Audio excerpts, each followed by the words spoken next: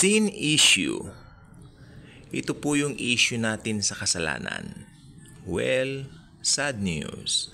Lahat po ng tao may sin issue.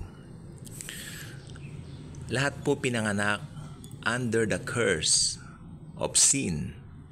Lahat po may sumpa ng kasalanan. And actually, in reality, meron pong sinful nature. Sabi ng iba, human nature, yes, pero sinful nature po ang tawag ng Bible dyan.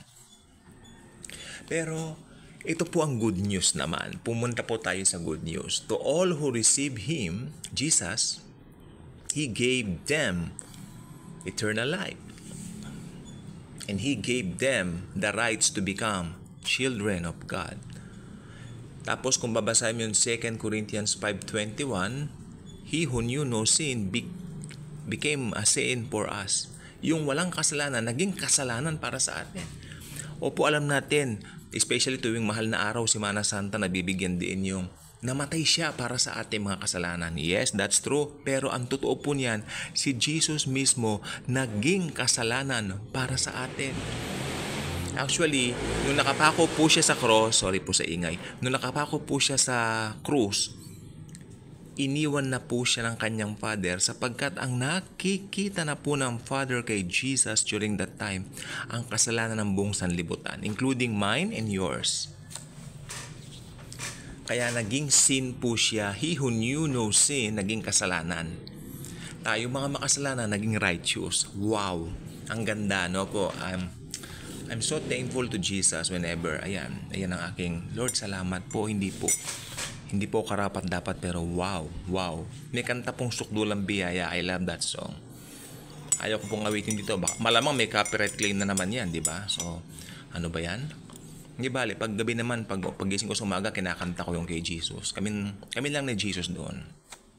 Hindi ako ika-copyright claim ni Jesus. Bibigyan pa niya ako ng blessings. Bongga.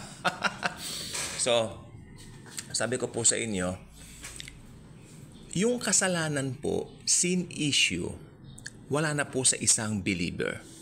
Wow! Paano yan?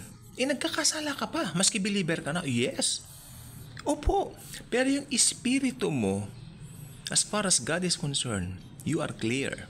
Ang nakikita na ng Diyos Ama sa atin ay ang Diyos Anak. Ang Diyos ng mga Diyos na si Jesucristo. Yun na po ang nakikita sa atin ng God the Father. Yung God the Son na si Jesus Christ, nakikita po sa atin. Kaya, wala na pong sin issue sa isang mananampalataya. Perfect po si Jesus, so perfect po tayo sa harapan ng Diyos Ama. Kung mananampalataya ka ni Jesus, congratulations. Pinagkalooban ka ng buhay na walang hanggan. Meron tayong bagong pagnanais, ito ay ang ipahayag si Jesucristo sa ibang mga tao. Ang dami pong mga lost souls sa mundo. Makikita po ninyo yung mga tao, hinahanap nila ang kanilang kaligayahan sa mga material na bagay. Hindi nila alam, lilipas at lilipas din ang mga material na bagay na yan. Pero when you have Jesus, you really have everything. At anak ka ng Diyos. Nakalagay sa John 1:12, sa lahat ng mga tumanggap sa Kanya, pinagkalooban niya silang maging mga anak ng Diyos. The God of the universe lives in the inside of us. Napakagandang katotohanan. Isang katotohanan na hindi matitinag. Isang katotohanan na forever mananatili. So hindi ko na po pahahabain ang vlog na to.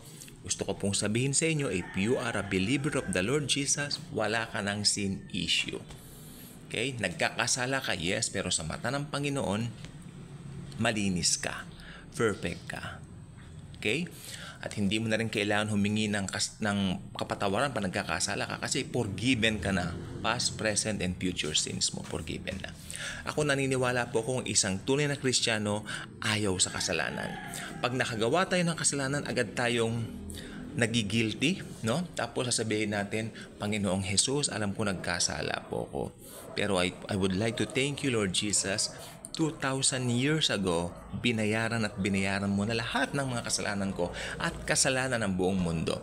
Yes, bayad na po ang kasalanan ng buong mundo. Pero magkakaroon lang ito ng epekto kung sa sino mang tatanggap sa Panginoong Hesukristo bilang Lord and Savior. So, wala nang sin issue, okay, sa isang born-again Christian. Again, sa isang born-again Christian, wala nang sin issue dahil lahat ng issue mo sa kasalanan, lahat ng issue mo sa sin, inilagay na sa lahat sa katawan ng God of Gods na si Jesus habang siya nakabayubay sa krus ng Kalbaryo 2,000 years ago. Kaya kung hindi ka pa subscriber sa ating channel, I invite you to do so.